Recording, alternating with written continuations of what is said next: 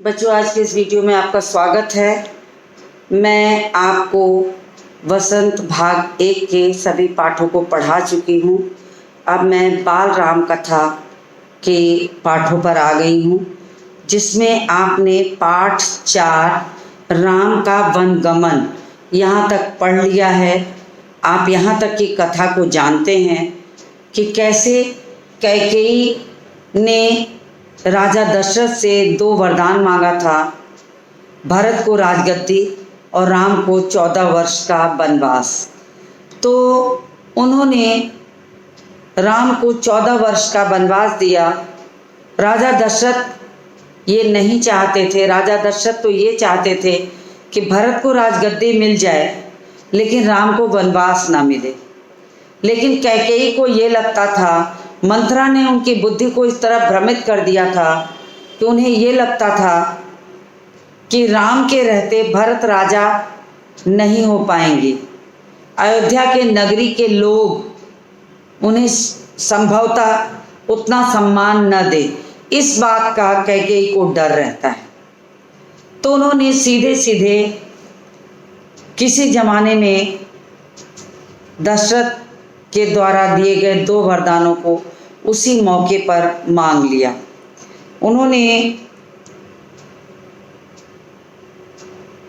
राम को जब वनवास मांगा, उसी अवसर पर दशरथ की मृत्यु होती है। लेकिन राम अपने पिता की आज्ञा का पालन करते हैं। वलकल वस्त्र पहनकर राम, लक्ष्मण और सीता वन के लिए चले जाते हैं। महल के बाहर सुमंत रथ लेकर खड़े हैं, नगरवासी पीछे पीछे उनके दौड़ रहे हैं, जिसकी की कथा राम का वनगमन आपने पहले पढ़ लिया है। आज बारी है अध्याय 5, चित्रकूट में भरत। अब जिस समय राम को वन दिया गया, भरत अयोध्या में नहीं थे। भरत अपने ननिहाल कैकेयी राज्य में गए थे। वे अयोध्या की घटनाओं से बिल्कुल अनभिज्ञ थे। उन्हें ये पता भी नहीं था कि अयोध्या में क्या हो रहा है, पर चिंतित थे, क्योंकि उन्हें एक दिन बड़ा विचित्र सा सपना देखा। समुद्र सूख गया है, चंद्रमा धरती पर गिरा पड़ा है, वृक्ष सूख गए हैं, एक राक्षसी पिता को खींचे लिए जा रही है। जब भरत ने इस सपने को देखा तो उनके मन में संदेह उठा कि निश्चित ही कुछ गलत हो रहा है। संभवतः कुछ समय के बाद उन्हें कुछ सुनने को मिले। उनका मन इस बात को लेकर डरने लगता है। वे रथ पर बैठे हैं, रथ को गधे खींच रहे हैं। जिस समय भरत अपना सपना मित्रों, सगे संबंधियों को सुना रहे थे, ठीक उसी समय अयोध्या के घुड़सवार दूत वहां पहुंच जाते हैं। अयोध्या की स्थिति को बताने। फिर कहाँ भरत रुकने वाले। भरत अपने नाना कैकेयी राज से विदा लेते हैं 100 रथों के साथ, और अयोध्या के लिए वो निकल पड़ते हैं। लंबा रास्ता है। 8 दिन बाद कैकेयी प्रदेश से वे अयोध्या पहुंचते हैं। अयोध्या नगर काफ़ी शांत और उदास था। अयोध्या के बदले रूप को देखकर उन्हें मन में अनिष्ट की जो आशंका थी, उनके मन में जो उन्होंने सपना देखा था, जो भय था, डर था कि कुछ अनिष्ट हो सकता है, वो उन्हें बिल्कुल साक्षात वहाँ दिखाई पड़ने लगी। वे सीधे राजभवन गए। वे पिता के महल की ओर गए, किंतु उन्हें वहां महाराज दशरथ नहीं मिले। तो वो सीधे भागे कैकेयी के महल की ओर। माता कैकेयी ने जैसे ही देखा कि भरत वापस आ गए हैं, उन्हें लगा कि भरत तो बहुत प्रसन्न होंगे, उनके लिए तो माता ने राज्य मांगा था। कि भरत को राजगद्दी मिले, तो वो दौड़ के भरत को गले लगाने के लिए बढ़ती हैं। भरत ने माँ से पिता के बारे में पूछा, तो कैकेयी ने उन्हें बताया कि उनके पिता स्वर्ग सिधार गए। बड़े साधारण शब्दों में उन्होंने कह तो दिया, लेकिन ये सुनते ही भरत जो रहते हैं शोक में डूब जाते हैं, पछाड़ खाकर गिर पड़ते हैं, रोने लगते हैं, विकल हो जाते हैं। माता कैकेयी ने उन्हें उठाया। माँ ने भरत को हृदय से लगाकर ढाढ़स बंधाया, समझाया कि होनी यही थी, प्रकृति की ओर से यही लिखा था।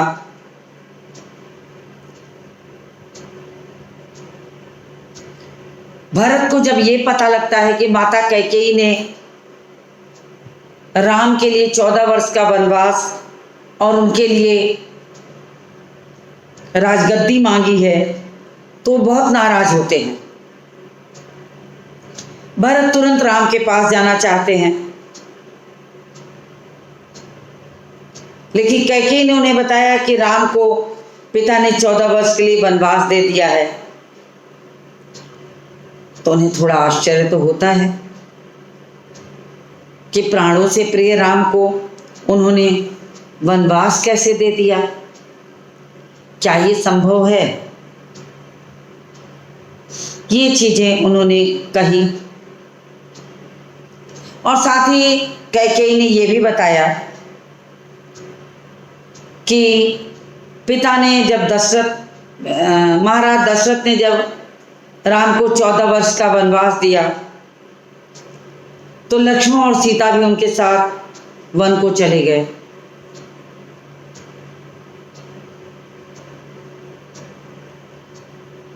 कैकेयी भरत को सारी कथा सुनाती हैं। कैकेयी ने भरत को बताया कि अंतिम समय में महाराज के मुंह से केवल 3 शब्द निकले, हे राम, हे सीते, हे लक्ष्मण। तुम्हारे लिए कुछ नहीं निकला। इतना बताकर कैकेयी अपनी गलतियों को छिपाना चाहती हैं। कैकेयी भरत के मन में ये डालना चाहती हैं कि अंतिम समय में भी महाराज दशरथ ने तुम्हें याद नहीं किया। हे राम, हे सीते, हे लक्ष्मण को पुकारते हुए उन्होंने प्राण दे दिए।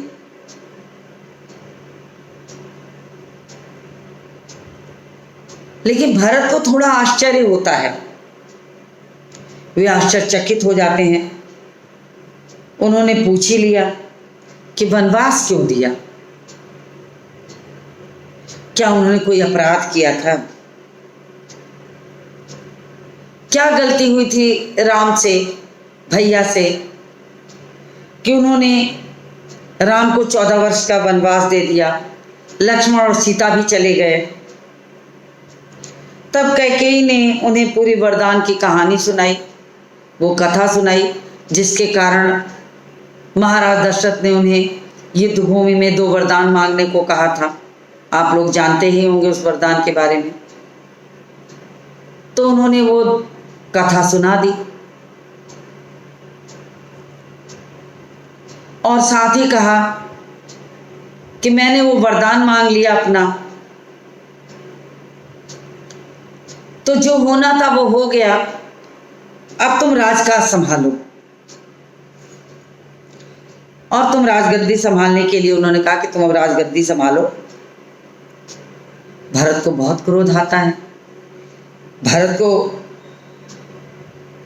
इतना क्रोध आता है कि वो अपने आप को रोक नहीं पाते। वो चीख पड़ते हैं कि माता तुमने ये क्या किया, तुम अपराधिनी हो, तुम्हें ऐसा वर नहीं मांगना चाहिए था। नहीं चाहिए मुझे ऐसा राज्य जिसमें राम नहीं। मेरे लिए राज्य पूरा बेकार है। पिता को खोकर, भाई से बिछड़कर ऐसा राज्य लेकर मैं क्या करूंगा जहां राज्य के, अयोध्या राज्य के नगरवासी मुझे नफरत से देखेंगे, जहां अयोध्या के रहने वाले लोग मुझे अपराधी समझेंगे, अपराधी मां का पुत्र समझेंगे, क्योंकि तुम्हारे वरदान के बदले में राम को 14 वर्ष का वनवास मिला है और मुझे राजगद्दी। ऐसे राज्य को लेकर मैं पूरी अयोध्या नगरी के लिए अपराधी साबित हो जाऊंगा। नहीं चाहिए मुझे ऐसा राज्य। और ऐसा कह कहकर वे बार बार माता को कोसते हैं, कैकेयी से नफरत करने लगते हैं और बार बार पूछते हैं कि तुम्हें ऐसा किसने सिखाया, तुम्हारी बुद्धि ऐसे कैसे भ्रष्ट हो सकती है, तुमने कैसा उल्टा पाठ पढ़ा है, किसने तुम्हें ऐसा उल्टा पाठ पढ़ा दिया। मैं ये राजपद नहीं ग्रहण करूंगा, मुझे राजगद्दी नहीं चाहिए।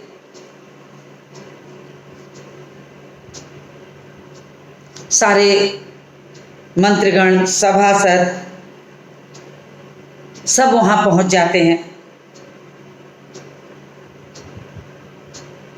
भरत ने बिल्कुल साफ शब्दों में सभासदों से कह दिया, आप सुन लें, मेरी माँ ने जो अपराध किया है उसमें मेरा कोई हाथ नहीं। मैं राम की सौगंध खाकर कहता हूँ, मैं राम के पास जाऊंगा, उन्हें मना कर लाऊंगा, प्रार्थना करूंगा कि वे गद्दी संभालें, मैं दास बनकर रहूंगा। उन्हें, भरत को ये लगता है कि माता के वचनों की वजह से पूरे अयोध्या नगरी में वे हे दृष्टि से देखेंगे।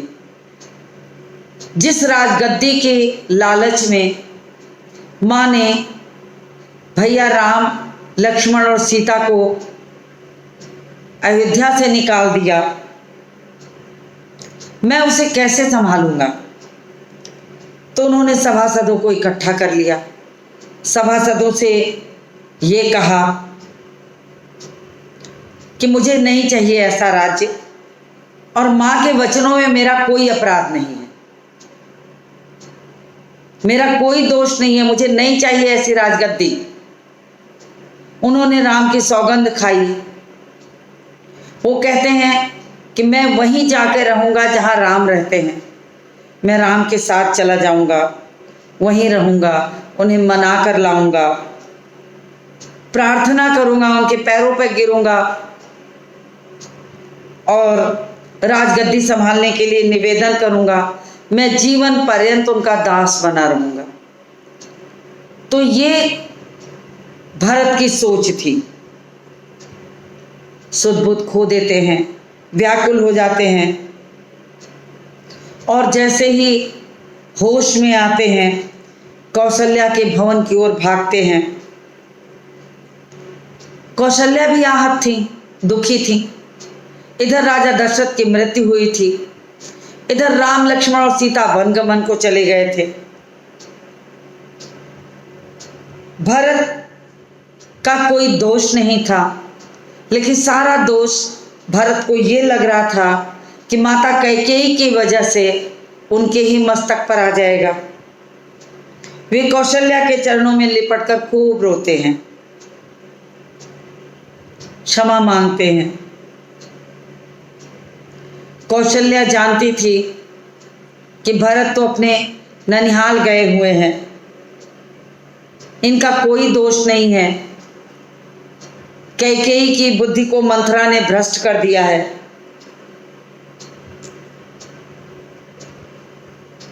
कौशल्या ने भरत को उठाकर गले लगाया। भरत पूरी रात रोते रहे, उनके चरणों में बैठे।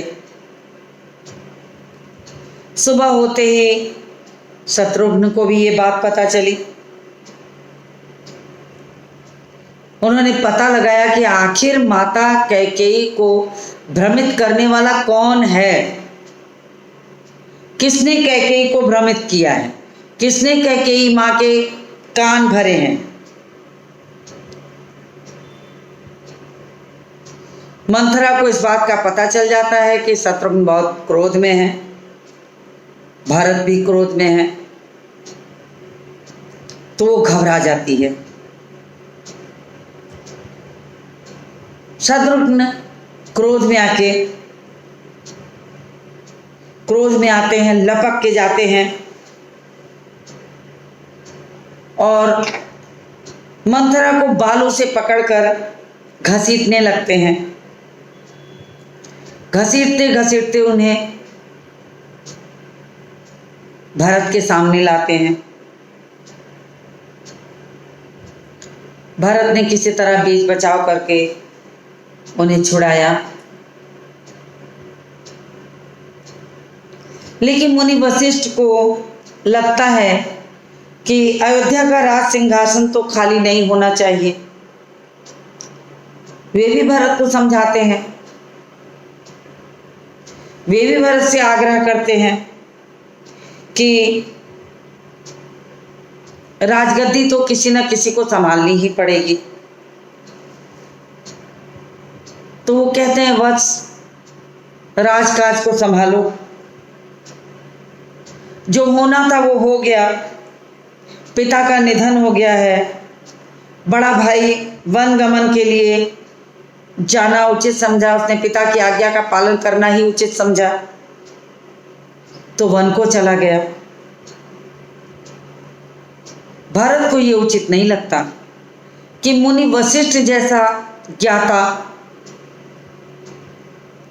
राम के हिस्से की राजगद्दी को भरत को संभालने को कह रहा है। वो इसे नीति विरुद्ध मानते हैं। उन्हें लगता है उनका कोई अधिकार नहीं है इस राज सिंहासन पर। भरत मानने को ये सलाह तैयार नहीं थे। वो बिल्कुल नहीं तैयार थे कि ये सलाह कि वो राम के हक का राज सिंहासन लेकर स्वयं बैठ जाएं। तब उन्होंने मुनि वशिष्ठ से कहा कि उनकी इच्छा है कि वो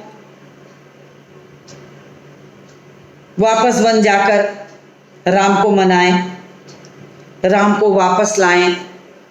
संभवतः उनके कहने से, उनके इच्छा जताने से राम को ऐसा लगे कि भरत का इस चीज़ में कोई हाथ नहीं है, तो भरत की बात मानकर वो वापस आ जाएं, माता कैकेयी की बात को भुला दें। पिता का तो निधन हो ही चुका था।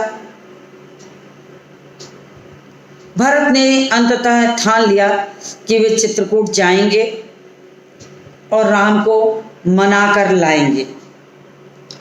भरत के साथ अयोध्या नगरी के तमाम लोग तैयार हो गए कि वे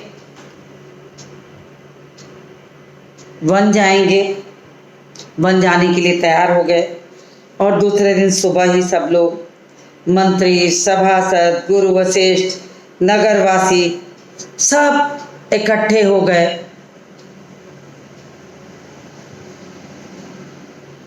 और सब के सब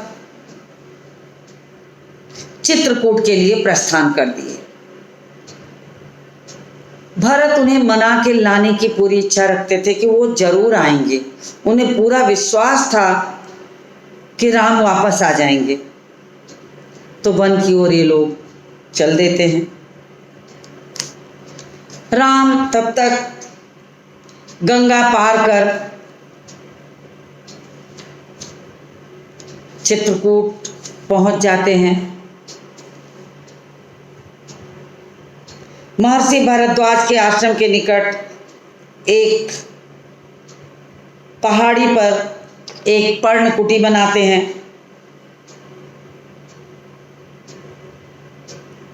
और भरत को सूचना मिल गई थी वे चित्रकूट ही आ रहे हैं। वो पूरे दल बल के साथ मनाने के लिए उधर ही प्रस्थान कर देते हैं। निषाद राज की मित्रता और राम की मित्रता यहीं पर होती है जब गंगा पार करने की बात आती है। निषाद प्रसंग जो थोड़ा इससे हटकर है, मैं आपको बता दूं कि निषाद राज ने गंगा पार तो कराई, लेकिन वो कहते हैं कि नहीं नहीं भगवान, मैंने आपके चरणों का प्रताप सुना है, आपके चरणों में बड़ी ख्याति है, आपकी चरणों की धूल से अगर पत्थर की शिला जो है वो नारी बन सकती है तो मेरी नाव तो काठ की है,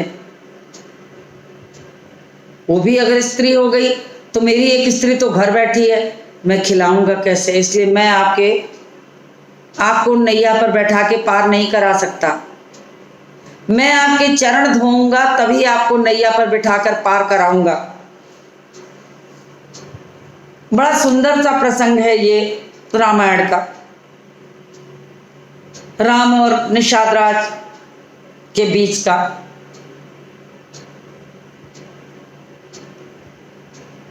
फिर गंगा पार करके वे उनके पांव पखारते हैं। केवट, निषाद उनके मित्र होते हैं और केवट राज जो हैं वो पांव पखारते हैं, पांव पखार कर नैया से उन्हें चित्रकूट पहुंचा देते हैं। अब भरत पूरे दल बल के साथ उधर ही प्रस्थान कर देते हैं। निषाद राज वहाँ पहाड़ी पर पहरा देते रहते हैं। उन्हें थोड़ा संदेह होता है, जब दूर दराज क्षेत्र में उनकी नज़र जाती है तो देखते हैं कि धूल उड़ रही है, सेना चली आ रही है, तो थोड़ा वो भयभीत तो होते हैं कि जरूर कोई बात है। बाद में उन्हें स्थिति का पता चलता है कि भरत राम को मनाने आ रहे हैं, तो भरत की अगवानी करते हैं। गंगा पार करने के लिए उन्होंने 500 नावें लाकर खड़ी कर दी और रास्ते में मुनि भरद्वाज का आश्रम पड़ता था। उन्होंने भरत को राम का समाचार दिया और मार्ग भी दिखाया जो राम की पर्णकुटी तक जाता था।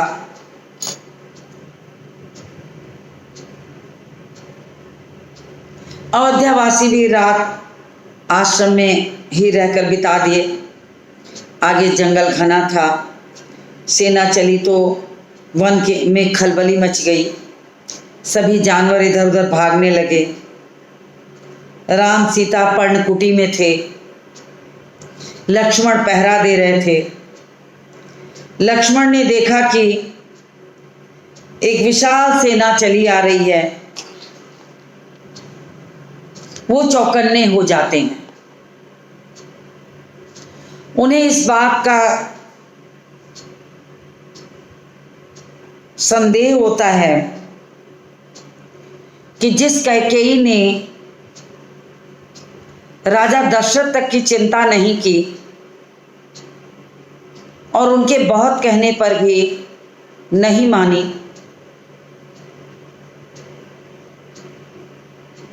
उन्होंने ये तक कहा कि भरत को राजगद्दी दे दो लेकिन राम को वनवास से रोक लो। उन्हें इस बात का विश्वास नहीं होता है कि राम के रहते भरत को राजगद्दी मिल पाएगी। वो नहीं तैयार होती। जब उसी भरत को सेना की तरह लिए हुए पूरे अयोध्या नगरवासी, सभासद, मुनि, माताएं, सारे लोग, पूरी सेना, पूरा दल बल जब चित्रकूट की तरफ बढ़ा आ रहा है, लक्ष्मण ने देखा, निषाद ने देखा, संदेह होना बिल्कुल स्वाभाविक है। उन्हें लगता है कि माता कैकेयी के बाद अब भरत यहाँ युद्ध करने आ रहे हैं और सेना लेकर वो इधर ही बढ़े आ रहे हैं।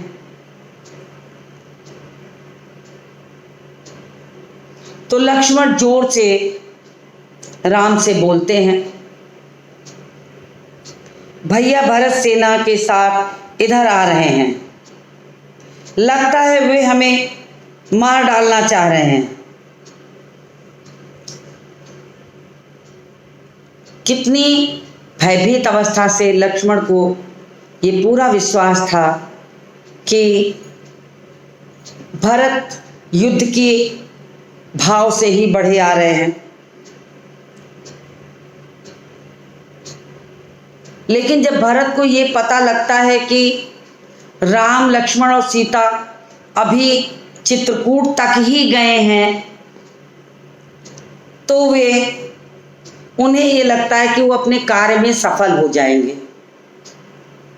वे किसी न किसी तरह मना करके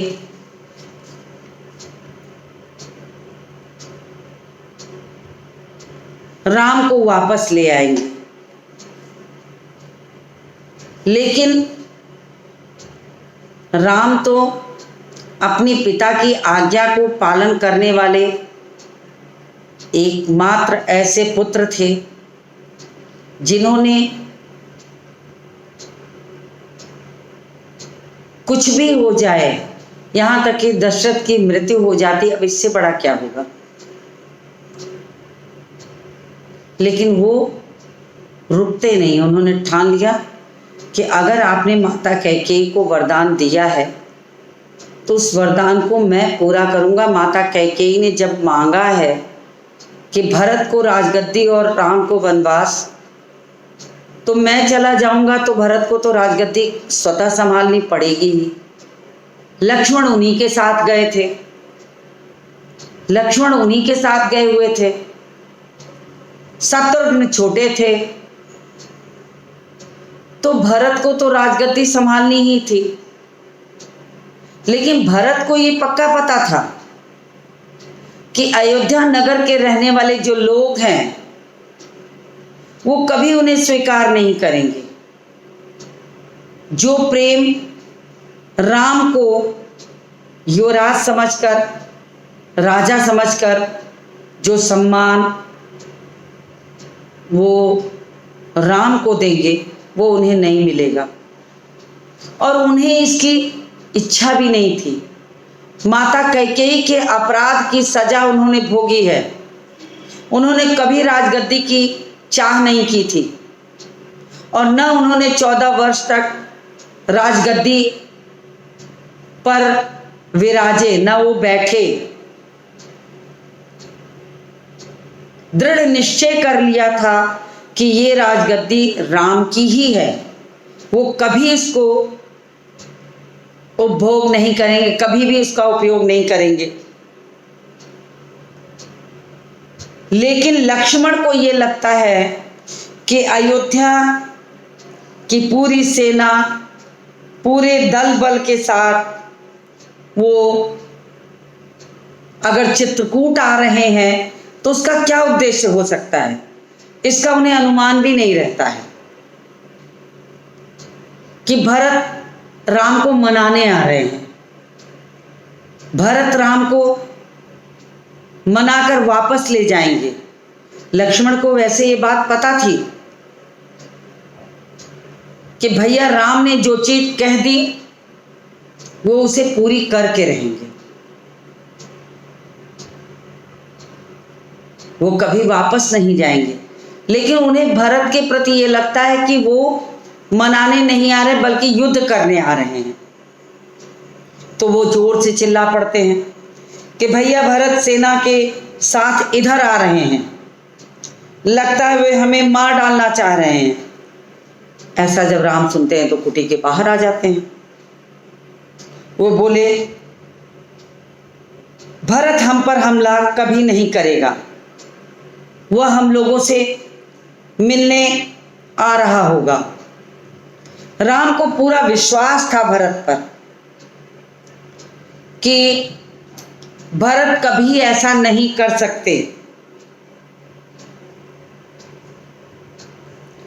भरत ने कभी भी राम के विरुद्ध कदम नहीं उठाया। मैं माता कैकेयी के वचनों की सजा भरत भोगते हैं। माता कैकेयी को भी बाद में पश्चाताप होता है, लेकिन जो समय चला गया वो वापस तो नहीं आता। राजा दशरथ की मृत्यु वापस नहीं की जा सकती थी और भरत तो दृढ़ प्रतिज्ञ थे, राम दृढ़ प्रतिज्ञ थे। भरत चाहे उन्हें कितना भी मनाते, कभी भी वो वापस नहीं जा सकते थे। इसी के लिए तो अयोध्या के नगरवासी जब चित्रकूट में गंगा पार करके चित्रकूट आना था तो सारे नगर के लोग उनके पीछे पीछे थे। उन्हें लगा कि ये नगरवासी उन्हें आगे जाने नहीं देंगे। तो आधी रात के समय जब सारे अयोध्या के नगरवासी सो गए, गहरी निद्रा में आ गए, तब वो उन्हें छोड़कर गंगा पार करके चित्रकूट आते हैं। सुबह जब उठते हैं तो वो देखते हैं कि राम लक्ष्मण और सीता तो वहाँ नहीं है। वे रोते हैं, तड़पते हैं, वापस चले जाते हैं। कितनी करुण कथा यहाँ पर रामायण की है। और आज के समाज की जो स्थिति होती है ठीक वही स्वरूप यहाँ तुलसीदास जी ने राम कथा में दिखाया है। आज समाज में ऐसा ही हो रहा है। जमीन, घर, सभी चीज के लिए भाई भाई में लड़ाई, भाई भाई अलग हो जा रहे हैं। कुबुद्धि की प्रेरणा कि माता कैकेयी ने भरत के लिए राजगद्दी के साथ दूसरा वरदान भी मांग लिया। संभवतः अगर ना मांगती तो शायद राम कभी मना न करते कि भरत राजा न हो। स्वेच्छा से वे दे देते। अयोध्या नगर के लोग भले उसे न सम्मान देते, लेकिन राम इसका विरोध करने वालों में से कभी नहीं थे। एक आदर्श पुत्र, एक आदर्श पति, ऐसा व्यक्ति भला इन सब चीजों का विरोध कैसे कर सकता है। तो चित्रकूट में भरत वहां तक पहुंच जाते हैं। राम और लक्ष्मण को संदेह होता है। लक्ष्मण को संदेह होता है, राम को पुकारते हैं कि भरत आ रहे हैं। राम पूरे विश्वास से इस बात को कह देते हैं कि नहीं, वो युद्ध करने नहीं बल्कि हमसे मिलने आ रहा है। तो यहाँ तक मैंने आपको कथा सुना दी। अब मैं इसके आगे के घटनाक्रम को चित्रकूट में भरत और राम के बीच जो संवाद होता है उसका वर्णन मैं आपसे अगले वीडियो में करूँगी। और इस कहानी के आधे अंश को लेकर मैं मिलती हूँ आपसे अगले वीडियो में।